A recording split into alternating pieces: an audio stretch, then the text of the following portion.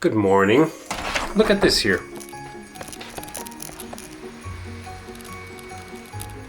A little bit of snow. That doesn't stop. But do you know what stops? Being a bad chess player! Am I right?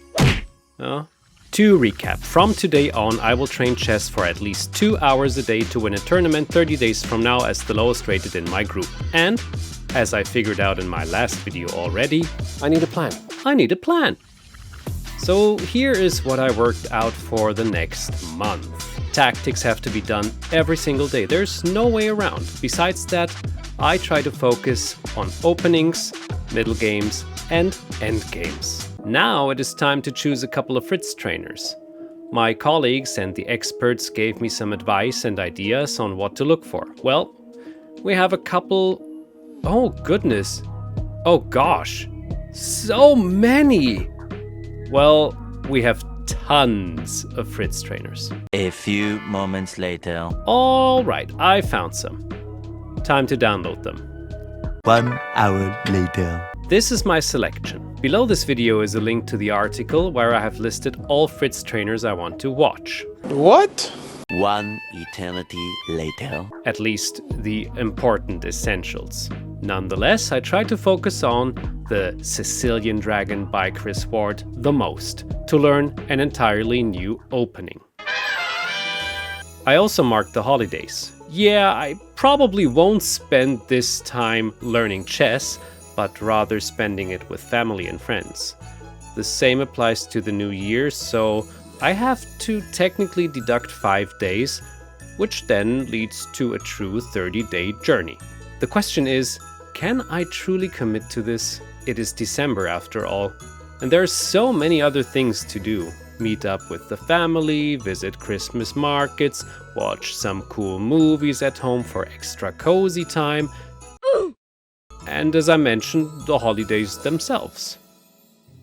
I will start with some tactics now. To make this worthwhile to you, I chose 3 tactics you can solve yourself. Simply pause the video and go for it.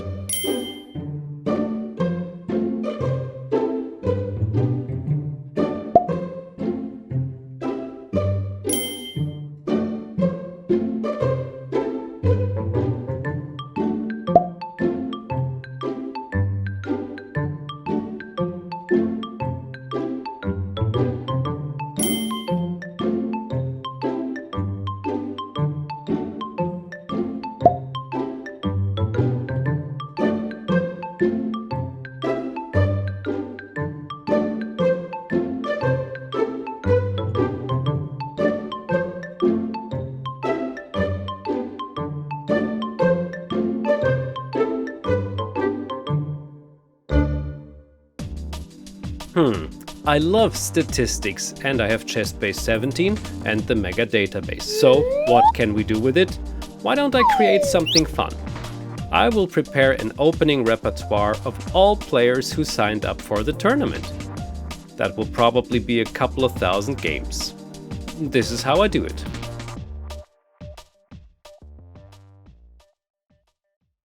So as you can see, I made 2 folders, white and black, and this is where all the games of the players in Potsdam will move to.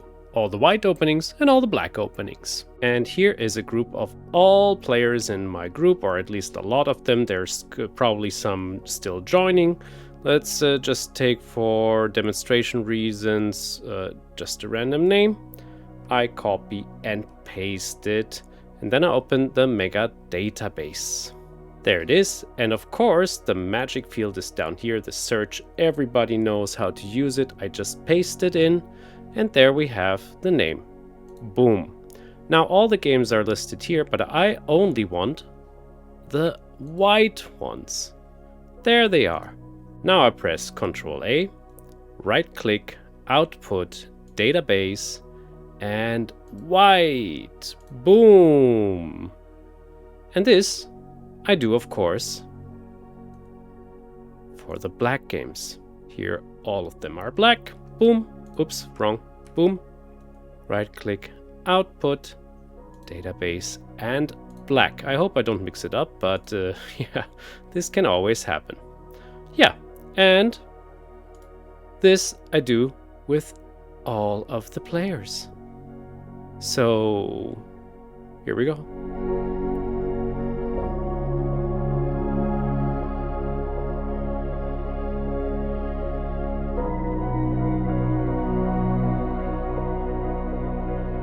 Two hours later. So here's my white folder so far. It's over 3,382 games. There's still a couple of players missing, but I just wanted to stop now to show you a little result. I sorted them by beauty.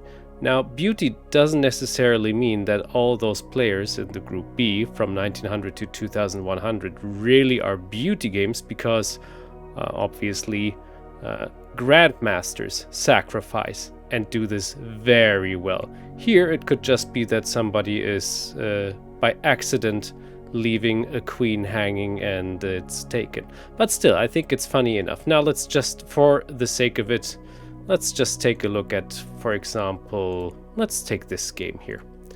It says it's a beauty. Maybe a sacrifice happened after all. So we have a Dutch player, it's Mariska, and she's playing e4, but it quickly advances, of course, to the Scheveningen Sicilian game. I want to see the beauty, if there is any beauty, or if the player just left the queen. Oh, this looks quite intimidating. Oh, tactically, she seems to be very well rounded. My goodness.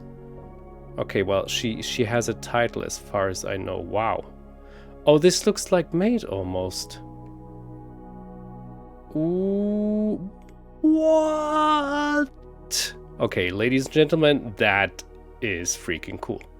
I didn't immediately see this, but yeah, that is very beautiful indeed. Wow, this is the defense. I thought it's over.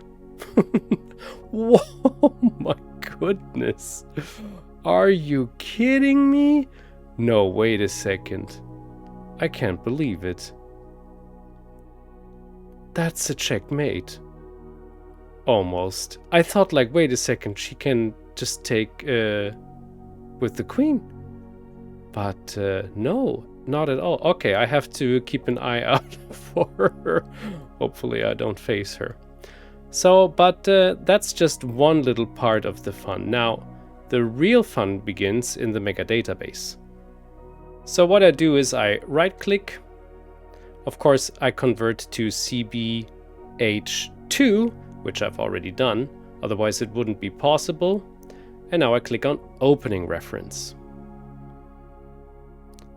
And now the magic begins. So from what the heck?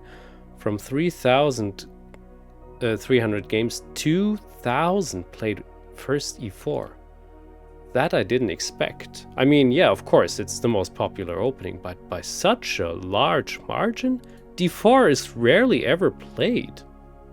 That is interesting, actually. I don't know how interesting, but c4 is just half as popular as d4. Oh, I love statistics. Knight f3, knight c3, who plays that? Well, Mr. Röder plays that for sure. And Mr. Bräutigam and Mr. Siebert, okay. Fair enough. Wait a second, so there was also f4.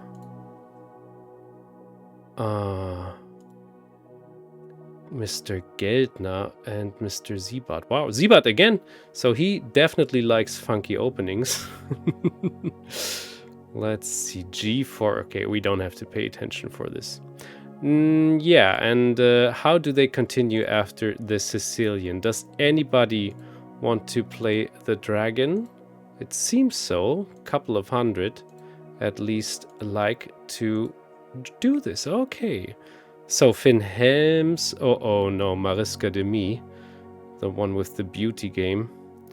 Oh, there's quite some players who are oh, okay. Definitely knows how to play the dragon, Mariska de Mi. Gosh, she had almost 2,300. Finn-Helms, I played him 2 years ago in Potsdam. He won against me, so he probably knows the dragon as well. Kevin Mykopson, I know from the times I played in Emshorn. Dave Möwisch, definitely. Peter Obitz, so there is a Victor Pereva. this one was the example. There's a couple of players. Marco Siebert again, my goodness. Couple of players like to go for the dragon, or against the dragon, it seems. Or, I mean, the knight of, pardon me. Yeah, that is, of course, something I completely missed. Now, what about the dragon, though? Okay, there's some players are opting out. But it's still enough. Yeah, okay.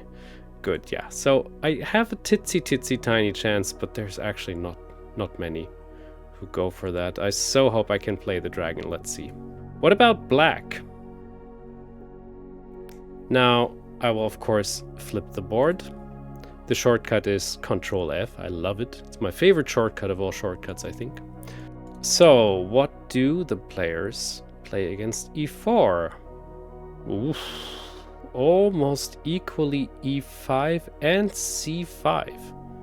And a lot of Caro-Kann players. Some French. Some Scandinavian players. Who are those?